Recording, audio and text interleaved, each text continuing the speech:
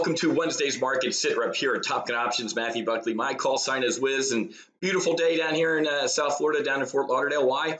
Because all the way down here, even out on the beach, you can hear the liberal voices from New York City and Los Angeles crying out in pain that they went 0 for 5 essentially last night. Okay, the liberal media, CNN, MSNBC, all these special elections will be a referendum on Trump, and they all got absolutely blown out. That's it, folks.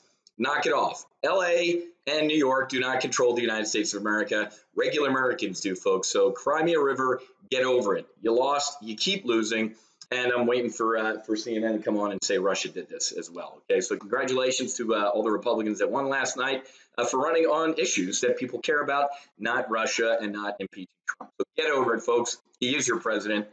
Shut up. It's getting uglier, folks. Check this out. So an F-16, a NATO F-16, buzzed the Minister of Defense's airplane from Russia the other day after an Su-27 buzzed one of our reconnaissance jets. Russia says they're going to target U.S. aircraft after we shot down that Su-22 the other day. An Eagle shot down an Iranian drone, Army drone that was near U.S. troops, and we didn't know if it was going to fire on them. And Australia grounded their F-18s because they're scared. It's getting uglier in Syria, folks. So again, where is all my liberal idiots who say that Trump is Putin's puppet? Okay, we're getting very, very, very close to a shooting war with Russia. Maybe us getting in a shooting war with Russia will divert attention from the real thing, which is Russia and Trump collude. There's liberal logic for you, folks. So the market's kind of wallowing around here. And the RSX position, we'll talk about it in the accelerated retirement session today. RSX is taking a little bit of a hit because we're talking about more sanctions on Russia. The last time Putin invaded Crimea or Ukraine, the sanctions didn't do shit, folks. So I take a look at the RSX on this dip, and the RSX is also down, obviously, because of oil as well.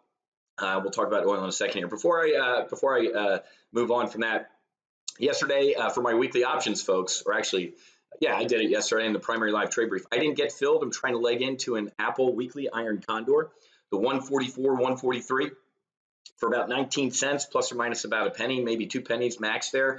Trying to leg into an iron condor with the existing bear call spread that I put on Monday in the weekly options live trade brief. That's already up about 45%, 640 bucks or so. So the Apple iron condor weekly is looking good. And the market's kind of doing the parabolic that I said it would do. Excuse me. So we had that rip your face off move Monday, which was ridiculous. So I said I'd sell into that. We talked about maybe a weekly options bear call spread on SPX, but I wanted to see if there was any follow through on Tuesday. There wasn't. Now we're level on Wednesday. We'll slide a little Thursday, and then Friday. This market ain't catching a bid into the weekends, folks, with potential war all over the place. So not going to happen. Oil. The market's also wallowing around because oil really kind of in a bear market here, folks. So global stocks are taking a little bit of a hit. And Iran's already talking about some OPEC issues. Remember, on news like this, start taking a look at an ExxonMobil, ConocoPhillips, even the oil services industry ETF. Say that 10 times fast. The OIH. I would take a look at the OIH. This is when you get into these things. We're going to need oil for a while, folks. You know, Elon Musk, implanting solar cells into our foreheads ain't happening anytime soon. So even though oil's a short-term bear market, we've seen this play before, folks. Remember the past couple Decembers and Januaries? Oil imploded, $30 oil, cats and dogs living together, back up into the mid-50s, and nobody cares about it until it goes back down to where it is right now. So don't we sold at an ExxonMobil bear call spread, different portfolio the other day, and that one's looking good as well. It's up about 300, 400 bucks since yesterday. So ExxonMobil bear call spread looking pretty good. What else is going on? We talked about the Fed last week. And Wall Street finally. I on Twitter, everybody's seen the movie Caddyshack, right? With Judge Smales when he goes, "Well, we're waiting." I posted that picture underneath Trump saying, "Hey, huge tax reform finally coming." Hey, man, when are we getting to the fireworks factory? I think it feels like I'm sitting in the back of my parents' car. Like, let's get there, okay? The tax reform, the infrastructure spending, gutting Franken-Dodd, the Volcker rule, all those things. The market is dying for it. Let's get it. So I remain cautiously bullish. As I talked about in Monday's market outlook, I think this was a stupid rip your face off rally on Monday, and we were going to give some of it back, and I was right, so we nailed that. So all our positions are looking really good. Volatility, where is it? Let's take a look. Take a look at the VIX. Had a good initial first session last night, our options weapon school session. So welcome aboard to all those folks. But here we are, down, and the market's flat essentially, folks. And the VIX is down 4%. Remember, folks, when vol's cheap, you buy it. When it's expensive, you sell it. We got NATO planes buzzing the Minister of Defense from Russia's aircraft. We have Su-27s, flying 5 feet away from our intelligence aircraft. We have air-to-air kills. The VIX is at 1042. I really feel like I'm living in a bizarro world.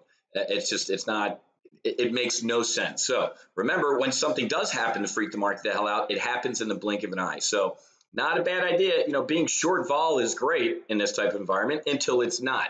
And then you get your ass handed to you. So I'd rather be the guy who every once in a while says, it is too quiet out there, especially with everything that's going on in the world. It is time to get long vol. I'd rather be that guy than a seller of vol in this atmosphere, because everything can turn on the drop of a dime. I think that's the wording. But all right, guys, I got to get going. I have accelerated retirement today at 1 o'clock. We have the Options House platform demo tomorrow night at 7 for the folks that are in the Options Weapon School. And also you got Doug tomorrow morning if you're in the Advanced Live Trade Brief at 0900. Great week here at TGO. A lot of good stuff going on. So I'll talk to you guys later. Happy hunting. Make sure you hedge. God bless. And I'll talk to you guys tomorrow.